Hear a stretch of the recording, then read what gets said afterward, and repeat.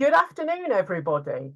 I hope you're having a great day, and thank you for coming along to this session, which is about a database on building retrofit in the UK, trying to pool information. It's called the BRUM, the Building Retrofit UK Masters Database. And what our hope for today is to tell you all about it and how you can help.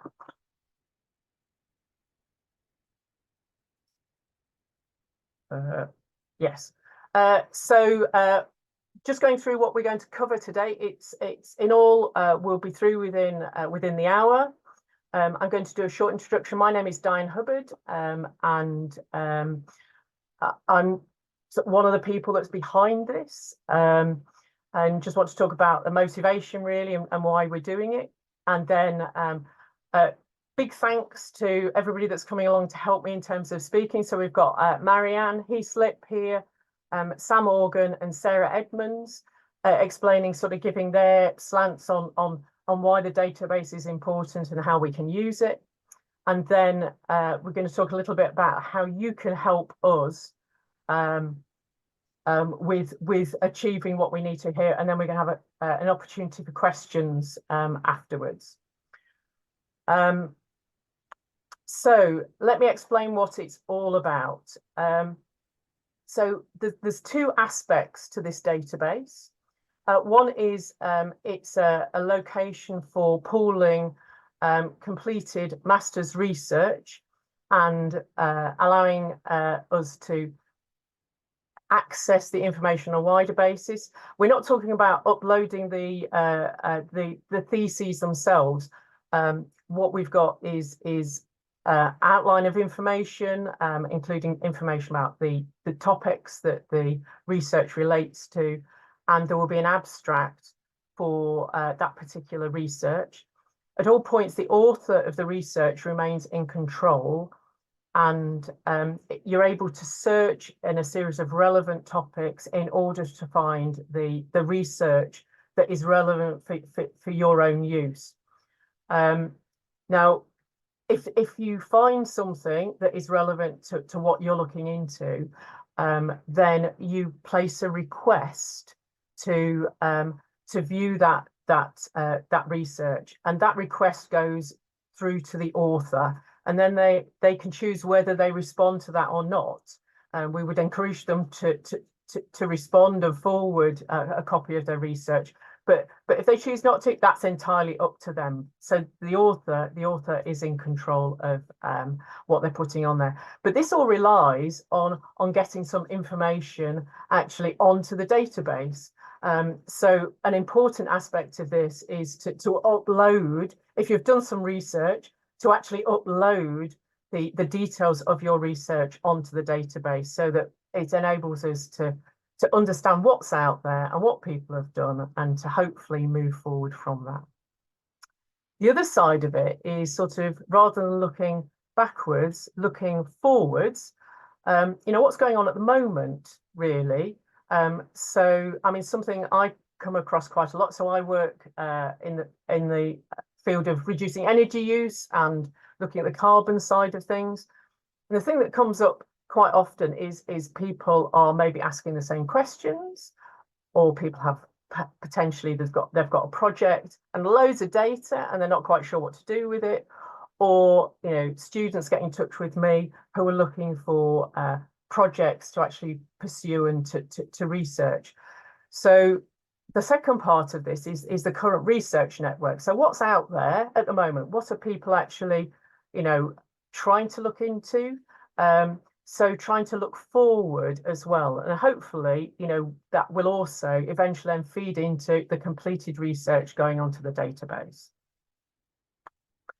So why is it actually needed? Why on earth are we sort of trying to do this? We really need to understand our existing buildings, and we've got to upscale on the retrofit side of things. I'm sure most people that are in here, understand that. The problem we have is that in terms of existing research, when you're looking at, say, master's standard, PhDs are covered, are systematically recorded, but at master's level, though a lot of that research is really, really useful at a practical scale, it's perhaps not valued as much, you know, in a wider context. And each institution's maybe got its own system in place. And that may be available to students within that institution, but not necessarily available to people outside. We can all go on Google Scholar and see what comes out there, but again, it relies on what's being fed in by the institutions. ResearchGate is another option, but there are, you know, first of all, it's getting information on there, but if you're somebody like me, where I'm outside a normal academic environment, then you may not be allowed to actually view the detail of what's on there. So what we're trying to do here is to be more open about the sharing of information, with an aim of basically we're trying to help the upscaling of retrofit in the UK. So what we're trying to do is we're trying to capture the research that's already taken place and that is in progress at the moment, and we're trying to share it better. We're trying to reduce some of the repetition. There are topics that come up time and time again, and maybe a slightly different slant on that would push things forward and help to build on things. And also we need to be able to see where the gaps are, because there are some things being missed which are perhaps fundamental to us moving the whole thing forward. And that's what we're really trying to do. We're trying to make sure that we are retrofitting buildings in the UK better and having a sound basis for moving that forward. Okay, so why am I specifically doing this? Right, I'm doing it because nobody else is, right? And other people should be. So I think when we do seem to be quite siloed on things sometimes, and sometimes we just need to join things up. And I understand that sometimes that's not practical, but my personal view is when you can see that there is a gap there and you have the ability to do something about it, you should. And that's what this is all about. So I know this isn't going to be the best attempt at a database in the world, but it is a starting point for what we need to be doing. We need to think about what we're trying to do and how important it is. There is definitely a need to do it. I have so many conversations after delivering webinars about research that I'm aware of, and then somebody else who's participated in the webinar isn't. This is crazy. We have to be sharing information better. And we have to also think about the hours and hours that we put into our own research. And really, that's such a valuable resource, and we should be, you know, we've got to stop wasting it. We need to make sure that more people know about the things that we're researching. You do gather I did do a master's here, and you know it's a long time ago, guys, but people still ask for it. So that's really why we're doing it. So what I'd like to do now is to hand over to everybody else. If we start with Marianne, and will come back to me at the end. Thank you very much. All right, thank you, Dan. I don't have any slides. I was just going to talk a little bit about why I suppose I'm personally interested in this and why it's important, I think, for organisations like the one I work for. So I'm the technical director at an organisation called People Powered Retrofit. We're a community benefit society, so that's a form of cooperative, not-for-profit. We're based in Manchester, and what we do is support the delivery of more and better domestic retrofit. So we provide services to householders, give them advice and support in doing their retrofit projects in our area.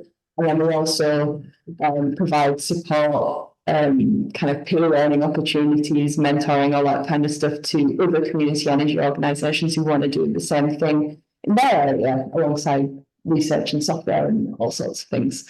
So what I'm really interested in, as Dan said, we need to scale up what we do in retrofit. And part of the way that we will do that is by getting a bit better at sharing information and resources. I, like Diane, did a master's about 10 years ago or so, and do sometimes get asked for it. Luckily, I managed to get at least it published in a form in a book chapter, but how accessible that book chapter is in an academic book that probably costs 200 quid to get hold of if you can't get to a university library. It's not the most accessible piece of information, and it is quite frustrating when you know that there are useful bits of research out there that you could be making use of in your practice. I think it's important to us as an organisation because we try to take an evidence-based approach to retrofit. So we're independent, we try to offer the best advice we can. We do that by understanding what the current best practice is, what the risks are, what the evidence is for different approaches to retrofit. Some of that evidence is going to be locked away in people's master's theses, so having access to that and using that to support the wider promotion of evidence-based approaches as well. I hope that having more access, better access to research and information that's out there would also help promote a kind of critical and reflective approach to things so that people aren't just repeating things from the past because that's what's always been done and it might not be the best thing to be done. I think it's a shame in a way because at the moment in the construction industry, we're quite poor often at joining up research and practice. And I think one of the ways in which having better access to master's level research might be quite interesting is because a lot of people who do master's levels courses are practitioners as well as researchers. So you've got immediately that closer link between industry and research. And a lot of those are people like myself, like Diane, working in like smaller organisations quite close to the ground and quite close to the people who live in the buildings that we're retrofitting. So you get that immediate feedback. I think not reinventing the wheel is a really important thing. We try to do that. One of the reasons we're set up as we are as a community benefit society and why we do so much work kind of alongside other community energy organisations in the country is that we don't want people to have to go through the 10 years plus of research, thinking, development work that we've done to get to the point that we're at. Some of that is technical knowledge. A lot of it is what people call soft skills, but they're not really that soft. They're actually sometimes quite hard to develop and learn around what works well in retrofit when you're talking to users, when you're talking to residents, promoting retrofit, talking to builders about what's practical to do as well. So being able to disseminate, share, achieve good outcomes from peer learning is kind of what we're all about anyway. So that's one of the reasons why we're really keen to support something like this. I don't really want to say very much more than that, I guess. I suppose if people want to find out more about what we do, they can shout out People Powered Retrofit. But I will leave it to the others to, I suppose, expand and add to that. Thank you. Thanks, Marianne. Okay, Sam, would you like to come on? Yeah, of course. So hi, everyone. I'm Dr. Samantha Organ. I work for the University of the West of England as an Associate Professor in Building Sustainability and for the National Trust as a Senior Buildings Asset Manager in Sustainability. This originally started, I think, with a conversation that Diane and I had. So apologies for everyone else. Every year, students engage with independent research for their dissertations at undergraduate and postgraduate level. With guidance from their academic supervisors, and particularly at master's level, a lot of that information seems to get lost. And understandably, the topics can be wide-ranging. In relation to retrofit, there's a huge sort of treasure trove of information and knowledge contained within these dissertations, and that could be of interest to incoming students to inform their their own dissertations and work, but also to academics and researchers, to policymakers, to government and to industry, to see what information is coming out. Now, of course, some of this research is likely to be small scale, and that's okay. It may not be generalizable. However, it might springboard us into other thinking and larger sort of projects, but pooling that knowledge together to inform sort of our sort of thinking going forward. And I think that is really important. The research is often uploaded to academic institution databases and library databases, repositories, but over time that gets lost. It often gets displaced. And so what then happens to that knowledge, and how do we access it? What do we know in terms of what's gone before? And I think that that is also quite important, because all that effort that's been invested, where does that go other than in the brains of those who've done it? Some of that work, of course, has gone on to even win prizes. I've had my own sort of dissertation students at master's level. Some of them have won prizes, but their research hasn't actually been published anywhere. And so again, that gets lost, that knowledge and that importance. So it's about visibility, about what's gone before. It's about not having to reinvent the wheel. So often we see the same sort of projects coming through time and time again. But also, what about how it informs industry? Because that's where the real value is, I think. We're facing quite big challenges in industry in terms of scale and trying to retrofit. And so if we actually had access to at least the topics that are being undertaken, and then we could actually learn from it, I think that is really valuable, including to policymakers as well. And so it's not, as Marianne said, reinventing the wheel. And also, of course, as Marianne said, a lot of the master students are part-timers who work in industry, so they can also see what the need is in terms of the research topics. And again, that is really valuable, because that's where it's going to have real impact in industry. So just having access and the visibility of those research topics could be really valuable. I don't think I'm going to say anything else. I'll hand over to Sarah.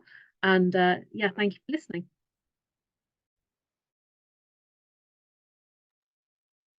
Hello, everybody. Thanks, Sam. Thanks, Marianne, Diane. Yeah, so I couldn't agree more with everything that everybody has said. My name is Sarah Edmonds, and I am co-director of the National Retrofit Hub, and I'm also head of citizen engagement at Built Environment Smarter Transformation, which is the innovation centre for the built environment in Scotland. We really, like I said, we really fundamentally agree with this. And I wanted to just give an anecdotal example of where I've come up against this, and it's slightly adjacent. So Diane mentioned that PhD research is often kind of covered and disseminated, but actually I also find that system slightly difficult as well, because dissemination means it's on the website after it's been published, and actually what we really need is active dissemination of that information. The thing that's really changed, I suppose, in the last decade is that the issues that might have been examined in master's theses and in PhD topics as well had time. It had time to be considered. It had time to be disseminated. It had time to work its way through its channels into industry. And we don't have time. We need to accelerate the access to that information and that knowledge that's coming out of the education world. And there's a real passion and desire coming through students, and we need to harness that, because, like, not talking too, dramatically about it, but it's their future, and it's also our responsibility to do what we can do to make sure that the research topics that they're challenging us with are actually fed directly into industry where they are impactful and important. So the example I give you is, and I will attempt to share, I don't know, Diane, if I can share my screen, but I'm going to attempt to do it. Maybe I can. Oh, I can. There we go. So I'm going to share my screen just for a moment and show you this paper. And now this is not a master's paper. This is a PhD level paper, but this is essentially this paper, and Marianne will probably know this one quite well, because I dare say you fed into it, but it's the grassroots retrofit community governance and residential energy transitions in the UK. Now, this is a couple of years old, and when we came across this, it was really foundational. as a piece of work, because we were asking similar questions around the governance and the community side of really accelerating retrofit messaging, unlocking latent potential in communities, what issues were really being faced, and how it is on the ground to be grappling with these things. But I kind of stumbled across this paper. Instead of it being like, I know what I'm going to do, I'm going to go to that resource and I'm going to find out what's been written about this already to see, are we onto something here? And if that happened to us, I can't imagine how many other papers, in fact, I can understand how many other papers are in that same space of being sort of buried, although out there. So it's our job to sort of pull those things together. So Diane's idea as well with the masters, the BRUM, is really important, and it sits within a bigger piece of work that we're also looking at the National Retrofit Hub, which is to do with actively disseminating those papers. I've been speaking to academics up and down the country who, you know, well, I'll find myself asking them questions and they'll say, oh yeah, that's fine. I can tell you that. I wrote a paper on it 5 years ago. And they have 5 years ago. What did you write a paper about it 5 years ago for? And here we are sitting in rooms talking about this now. So the potential impact, as Sam said, is too great to be ignored. And whilst we recognise that there's all sorts of things around IP and licensing and things like that to consider, and protecting the work that people have put into these things, those things we can work around if we seek this collaborative approach to knowledge share and knowledge exchange. And I think that's what's really important about programs like this. So what we want to try and do is catch a hold of all the work that Diane has just single-handedly, with this very small team, just like tried to force into the world. We want to try and support that and coordinate that across the growing network of people who are operating within retrofit, because the value and the impact are really big. So I guess all I wanted to say was that fundamentally we are behind this, and we will try and support it however we can, and would encourage people to engage with it and to feed back as well through the process about whether or not there's something else that you want this to do, or some other way that you want to communicate. But it's only going to be as good as it is engaged with. So send it out, like disseminate it. Take your job, all of you here listening, is to take this and share it widely and encourage people to use it. And then get in touch if you've got an idea about how you'd want to see it actively used, or if you want to host something about it. Like, this is what this is all about. This is about like quickly activating the information. I could probably go on a whole lot more about other things, but I think we need to focus really on the value of academic research and how pertinent it is right now. And we cannot wait. We cannot allow it to just sit on shelves and be discovered. It has to be pushed through the activity that we're all doing in the retrofit space. So yeah, I think I will stop talking there, because it's always more interesting to have questions from people if we're going to do that. Well, that is great. Thank you so much, everybody, for all of that. That's brilliant. You've said it in so many better words than I can possibly ever use, to be honest. So now, Diane, this is your project. I think we're all here because of you. No, it's our, sorry, I've wrote you guys in, and thank you so much for speaking today. But actually, we just need to do it. We need to do it, don't we? We've got a need. Everybody can do something on this. You know, we just have to do it. Okay, so, right. Back to my thing. So what do we need to do? Okay. When it decide, yes, right, okay, guys. So now over to you and spreading the word out there, okay? Because that's the only way it's going to work. Everybody needs to get their stuff on there or tell people about it. So it won't happen without you guys, okay? So what we need as a next stage is we need data. The process is as straightforward as it can be. It is a single page form that you need to put some information about your research on there. If you're looking for people who, if you're regarding current work, again, it's a simple form. The website is thebrum.org.uk. we are really interested in snagging and feedback and suggestions, right? Please can you email them through to us? And we would like you to help us in improving and developing this. Now, we appreciate it, it's summer, okay? And we want to get as much data on as quickly as we can. And let's see the value of doing that. And then at the beginning of September, we're going to have, okay, how do we take this forward? What's the feedback we've had from people on where they want to see this going? But the most important thing at this stage is to get the data on there. So we need you to fill in the forms and get the word out there. And that's really all I want to say. I mean, should we throw it open to questions? I mean, to be honest, I really quite like the concise event, actually. Yeah, it's very rare that takes place. But if we have a few minutes for questions, I think that would be great. And then we can all go off and have our sandwich lunch. Okay. I think one thing I was just reflecting on as well, and Diane, you and I talked about this, is what is the power of the existing networks that we are already all tapped into? So I would do a call out to, for example, we talked about this as well, ACAN, the Architects Climate Action Network. I would do a call out to ACAN's education group and their existing buildings group. And I think there might be a couple of people on the call who are involved in that. So if you are involved in other networks and organizations where you know you might be reaching into academia or third level education, then use those channels. Just send the information, send the link to the website in there, and get, actually, could we do that? Could we put the link to the website in the chat so people can take that away?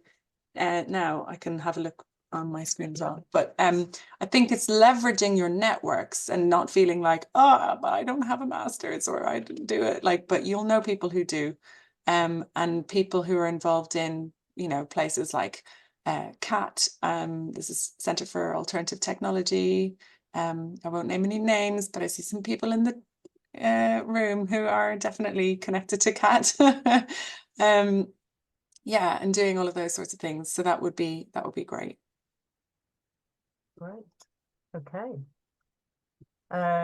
Questions from anybody? Have we got any questions that anybody specifically raising? I think probably it's quite straightforward. So I think it is. Okay. So why don't we just draw a line under things and get on and do it? Actually, Tracy Hart has asked a question saying, how can we ensure we don't inundate people, like coordinate the call? Do you know, I think you can't, you use those channels that we've got, but I don't think we're at the risk really of inundating people at this. I mean, actually, I don't mind if we inundate people with stuff like this, because actually people love to tell you if they've done a bit of research. They love to tell you if they know about something. And if people start to complain about being inundated, then I'll take full responsibility for that statement. Share the responsibility. Okay. But it's a good point. I think that's the way, like, yeah, Amy said that she's going to share with her CAT cohort of people, and it's already been shared on some of their student WhatsApp groups. So that's great. Yeah.